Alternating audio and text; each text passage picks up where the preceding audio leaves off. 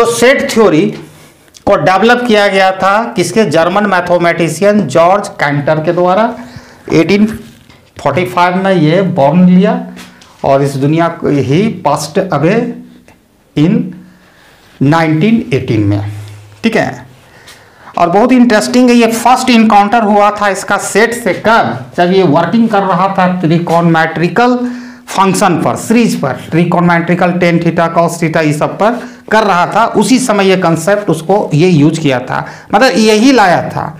और ये जो कंसेप्ट है सेट थ्योरी अभी सभी मैथमेटिक्स के ब्रांचेज में यूज किया जाता है, चाहे वो अलजेब्रा हो, ज्योमेट्रिक हो। अब फर्दर जो सेट को यूज किया जाता है, आज सेट को जो यूज करके ही डिफाइन किया है रिलेशन और फंक्शन, जो नेक्स्ट चैप्टर के लिए हम पढ़ेंगे। अभी सेट इतना लंबा है कि कहना नहीं है, ठीक है, तो वो हम चलेंगे। इंट्रोडक्शन हो गया। अब सेट किसको कहते हैं? सबसे पहले डिफाइन करना है सेट, तो एक एक चीज को आपको समझना पड़ेगा। सेट क्या है? A collection of well defined object, ये कह सकते हो वेल डिफाइन, देखो आप well defined collection of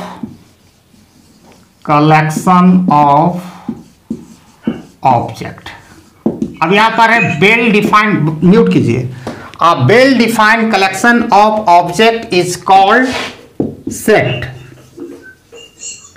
set किसका म्यूट है भाई? म्यूट कीजिए, अनम्यूट नहीं रखिए। देखिए यहां पर क्या है, सेट को डिफाइन किए आ वेल डिफाइंड या a well defined collection of object is called set. अब यहां पर दो तरह की बात होगा।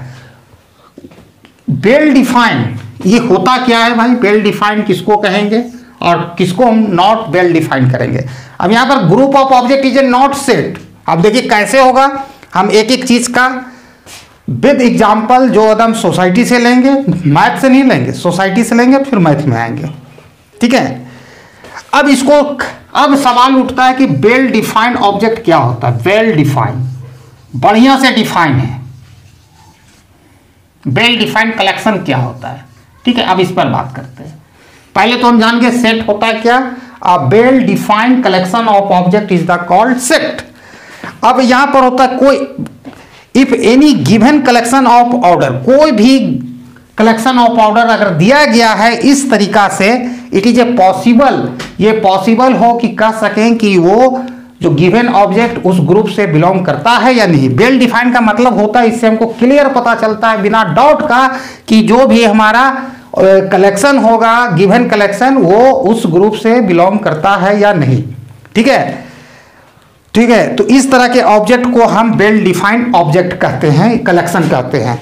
अब यहाँ फॉर एग्जांपल आप लीजिए कि जो differences between the well defined object और नॉट वेल डिफाइंड ऑब्जेक्ट, तो पूरा एकदम एग्जांपल से हम आपको समझाएंगे।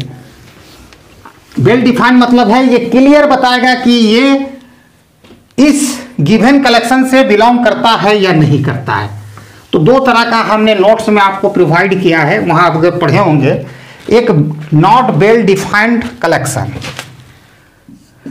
Not well defined collection,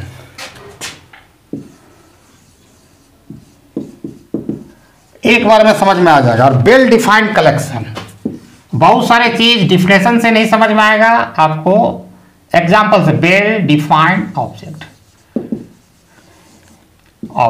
well defined collection, ठीक है। सेट को हम कहते हैं well defined collection of, well defined collection of object is a called set. और सेट में वेल डिफाइंड को हमने बोला कि the given collection is such that it clearly tell us the given collection of object belong to that group और not.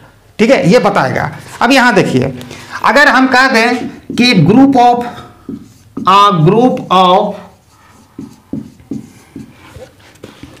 Intelligent student,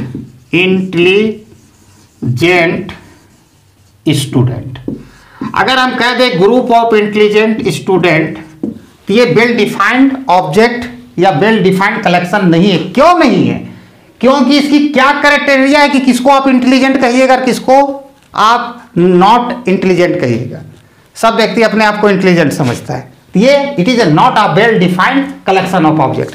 अगर इसी चीज को हम कहना चाहें, a group of a student, a group of students,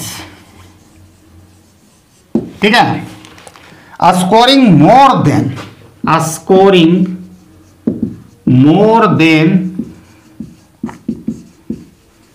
90% marks of your class या our class, जो भी लिखना है लिखिएगा।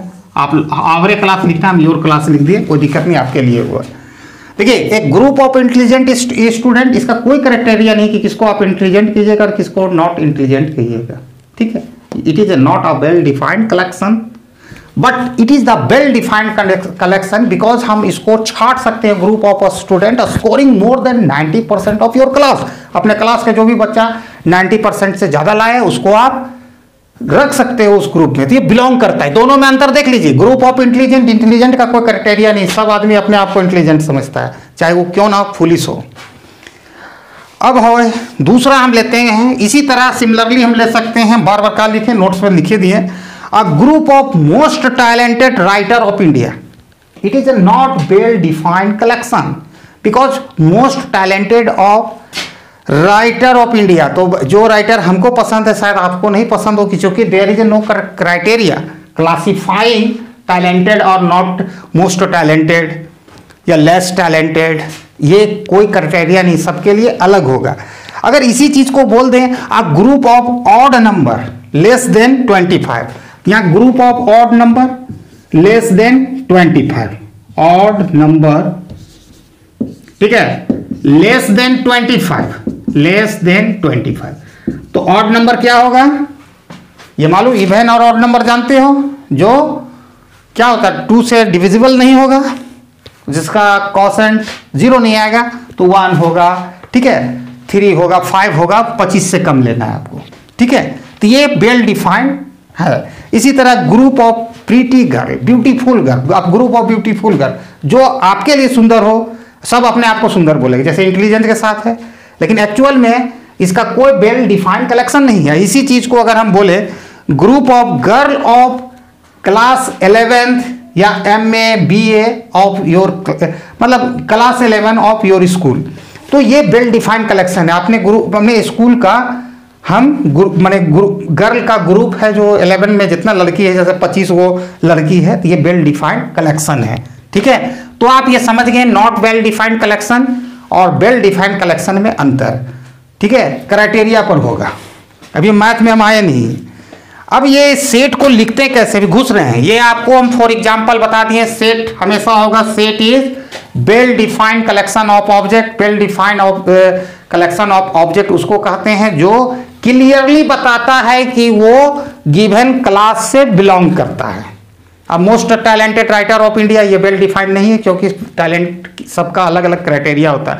आप जिसको पसंद करते हैं हम उसको नापसंद करते होंगे, मे भी, ये नहीं है। और इसी चीज को हम कह दें कि a group of odd number less than 25, it is the well defined collection, ठीक है, क्लियर हो गया। अब सेट को यूजुअली लिखा कैसे जाता है, तो आपको मोटा मोटी इतना बताने का बस एक ही मकसद है। सेट मतलब होता है it is collection of well defined object, और वेल डिफाइंड ऑब्जेक्ट में क्लियर पता चलेगा उस ग्रुप से बिलोंग करता है, ठीक है। अब आगे बढ़ते हैं।